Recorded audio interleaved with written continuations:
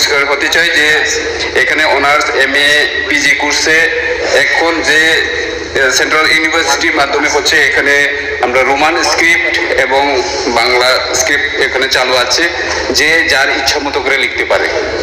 কিন্তু আমি স্পেসিফিক একটা যে কোনো স্ক্রিপ্টকে যদি আমরা অ্যাডপ্ট করতে পারি তাহলে আমাদের খুবই ভালো হবে। আমি গত লাস্ট বিধানসভাতেও বলেছিলাম যে আমাদের ত্রিপুরা রাজ্যে জনজাতিদের মধ্যে 70% রোমান স্ক্রিপ্টকে চয়েস করেছে, তাই আমার দাবি থাকবে এবং আবেদন থাকবে যে রোমান স্ক্রিপ্টটাকে চালু করা, এবং সেই রোমান স্ক্রিপ্ট যেটা বলেছেন ক্লাস 1 থেকে ক্লাস 12 পর্যন্ত ওইটাও যাতে রোমান স্ক্রিপ্ট করা হয়।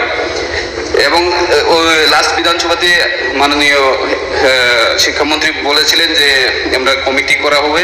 এখন ওই কমিটিটা কি অবস্থাতে আছে এবং আদৌ কি হয়েছে কিনা ওটা জানতে চাই। সদস্য যে 75% জনজাতি বলছেন, এটা কিন্তু পরীক্ষা নিরীক্ষা করা দরকার পার্সেন্টেজ সম্পর্কে, কারণ রোমানে 50%-এর বেশি নেই।